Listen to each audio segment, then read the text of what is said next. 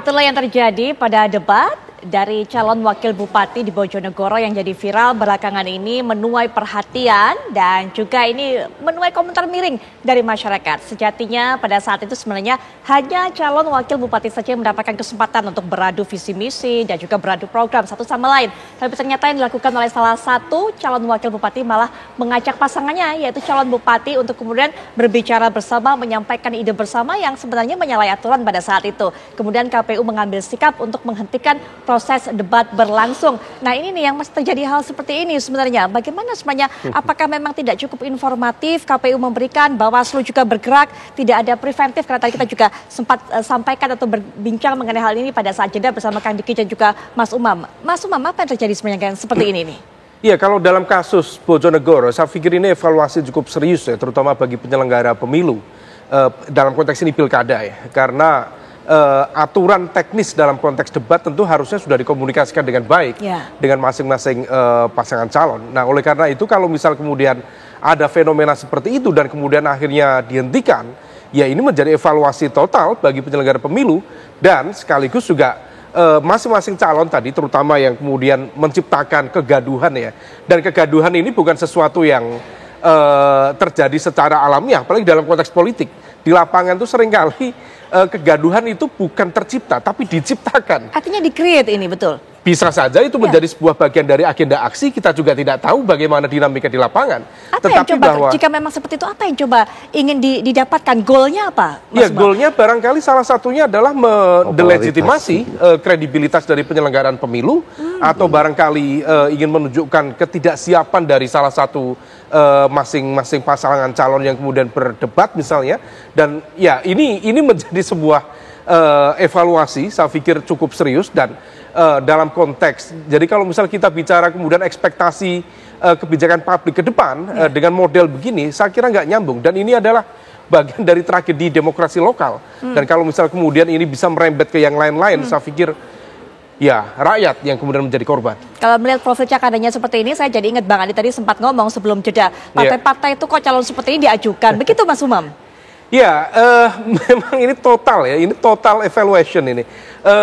Penyelenggara pemilu ya, partai politik ya, meskipun sebenarnya dalam konteks partai politik memang keputusan untuk mengambil secara definitif gitu ya, itu memang diputuskan dengan berbagai variabel. Ada cukup banyak determinannya, mulai dari elektabilitas, kemudian tadi Kang Diki menyampaikan isi tas, seringkali juga didiskusikan secara serius. Isi tas ya. Karena bagaimanapun juga itu bertalian dengan mesin politik di lapangan, akan efektif atau tidak menjangkau masyarakat. Kemudian dalam konteks pemahaman lokal, dalam konteks belanja masalah, itu memang seharusnya juga dilakukan. Tetapi seringkali di tataran praktis, apalagi Mbak, sekarang itu pilkada serentak, 540 sekian kabupaten kota, provinsi, dan partai politik itu hanya diberi ruang untuk melakukan assessment dalam ruang yang sangat mepet, dan itu tidak mudah melakukan evaluasi secara menyeluruh, secara komprehensif,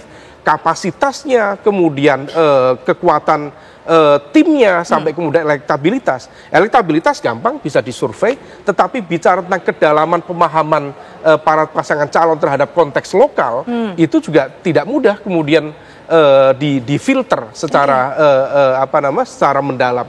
Nah, ini yang kemudian ya semuanya menjadi evaluasi. Kalau misal memang mau dibuat serentak dan kemudian evaluasi total terhadap proses filter tadi, ya partai politik menjadi bagian yang dievaluasi, sekaligus partai politik juga bisa mengajukan ruang yang lebih leluasa untuk mempertimbangkan ulang, untuk kemudian mensinergikan, dan ini akan menjadi ruang yang sangat baik terutama bagi penyelenggara pemilu juga. Jangan sampai ada yang begini-begini lagi gitu. Nah, kalau misal model seperti ini terulang, lagi-lagi transformasi kepemimpinan daerah tidak akan menghasilkan sebuah local good governance yang betul-betul memadai. Baik, pola rekrutmen yang tidak jelas juga menjadi sorotan tadi. Tidak lepas kalau kita lihat menu-menu yang kemudian menjadi pilihan ataupun juga harus dipilih oleh masyarakat pada tanggal 27 November nanti. Bang Andi, ini juga menjadi sorotan dari Prof. Karim. Bagaimana sih sebenarnya pola rekrutmen yang tidak jelas ini akhirnya menghadirkan calon-calon seperti ini, Bang Andi? Saya ini juga sebagai ketua Satgas Pilgub penyaringan pilgub di Partai Demokrat yang berusaha untuk mencari calon yang terbaik. Tetapi karena itu saya berusaha menemui semua calon. Misalnya satu provinsi ada 4 calon yang melamar untuk didukung oleh Partai Demokrat. Saya berusaha untuk menemui semuanya saya ketemui. Dan saya ada interview dan segala macam pemahamannya. Jadi kapasitasnya saya tetap harus perhitungkan, tetapi juga elektabilitas. Ada yang kapasitasnya bagus sekali, tapi elektabilitas rendah di masyarakat. Kemudian ada, kita itu diukur dengan polling ya. Kemudian ada juga tentu saja logistik, kemampuan mempunyai logistik ya. Itu kalau tidak punya juga kapasitas bagus, tapi kalau tidak punya elektabilitas dan tidak punya isi tas, ini juga susah juga. Karena itu kita mempertimbangkan berbagai indikator untuk bisa kemudian mencalonkan ini yang paling pantas kita calonkan dari Partai Demokrat misalnya ya. Tetapi itu semua tetap saja akhirnya lebih banyak juga ya berusaha untuk guesstimate, tidak exact. Kalau mau exact melibatkan masyarakat seperti yang diinginkan Profesor Karim, paling bagus adalah namanya preliminary election. Preliminary election itu pemilihan pendahuluan. Persis sama dengan pemilihan umum, semua orang bisa memilih, tapi yang dipilih adalah kandidat masing-masing partai dan dibiayai oleh negara. Di Indonesia kayaknya negara belum bisa melakukan itu. Jadi boleh kata 2 kali pemilu dibiayai oleh negara. Yang satu pemilihan pendahuluan, siapa yang lolos sebagai calon dari masing-masing partai yang dipilih oleh rakyat, itulah yang kemudian bertanding pada pemilihan yang sebenarnya, pemilu sebenarnya. Tapi ini terlalu mahal.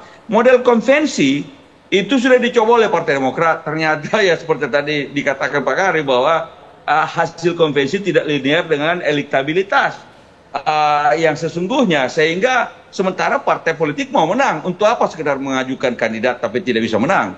Karena itu model konvensi ternyata tidak bisa tidak berhasil. Kemarin juga ada partai lain juga berusaha melakukan konvensi untuk pilpres, ternyata tidak jadi juga karena ya tadi tidak ada jaminan pemenang konvensi bisa menang di dalam pemilu sesungguhnya. Karena itu semuanya akhirnya menjadi guesstimate. Tapi yang penting adalah upaya proses demokrasi ini harus tetap dibiarkan, didorong agar bisa melakukan seleksi. Adanya debat di antara paslon ini juga merupakan seleksi bagi publik. Walaupun tidak semua yang jago debat itu bisa bagus kalau mau menjalankan pemerintahan.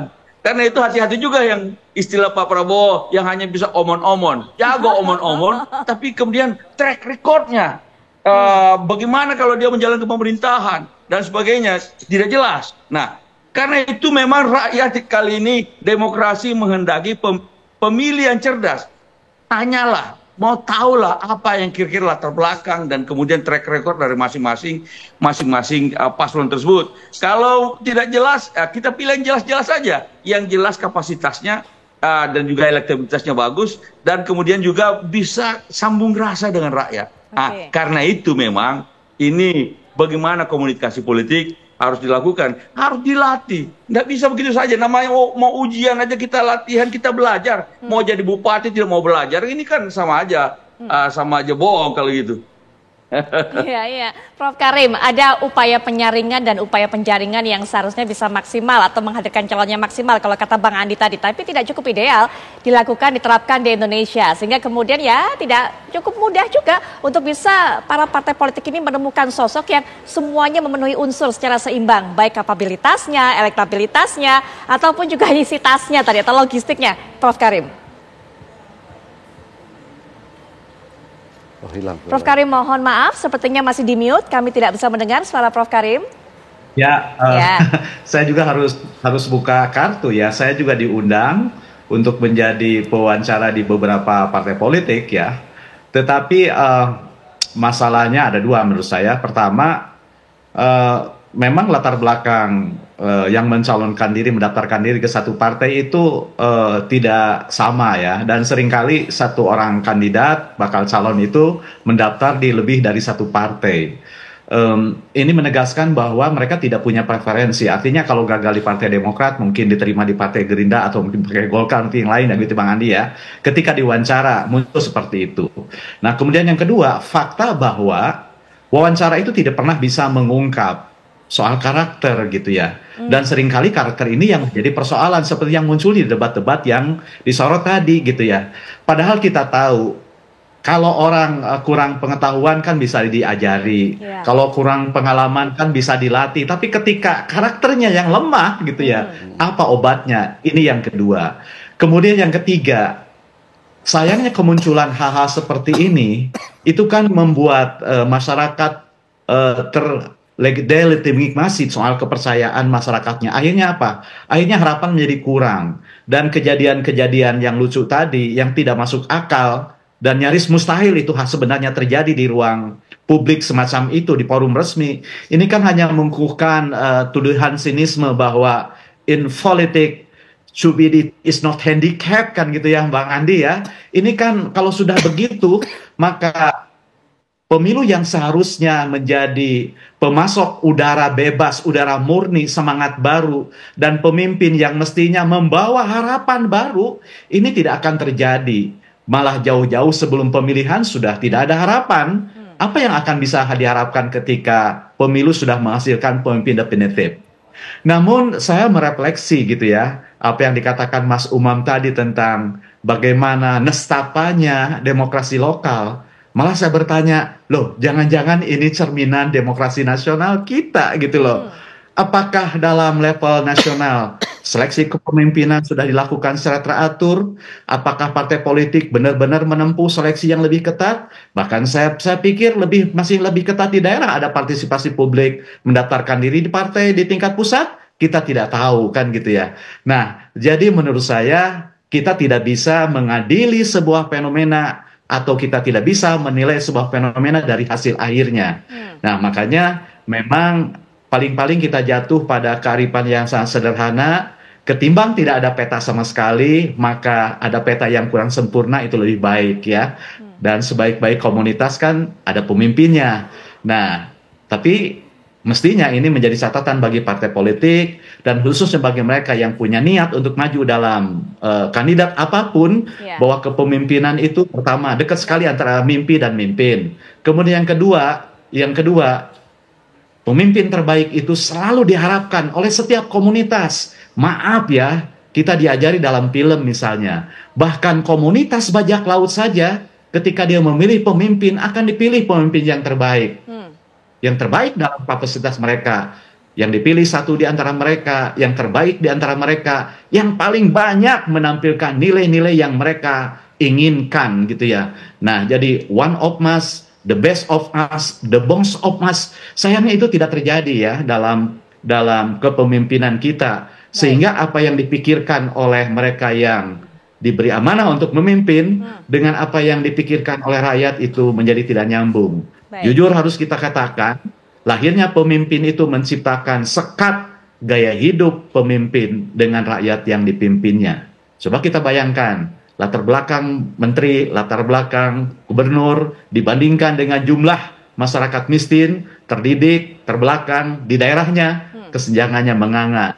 Untungnya itu bukan hanya terjadi di Indonesia, tapi mengapa di kita makin nampak akhir-akhir ini, belakangan ini gitu ya, itu barangkali menjadi catatan, menjadi PR, khususnya bagi saya sebagai akademisi di kampus. Baik, ya kalau gitu kemudian apakah narasumber nanti juga akan kita minta pandangannya, bagaimana kemudian dengan ide ini sempat terlontar pada saat era pemerintahan Pak SBY terlebih dulu, Bang Andi. Para pemimpin di tingkat 2 ini, yaitu yang memimpin kabupaten dan juga kota madya, apakah sebaiknya bukan dipilih, tapi ditunjuk saja. Tapi nanti kita akan bahas mengenai hal ini, termasuk juga di segmen berikutnya kita masih akan lihat.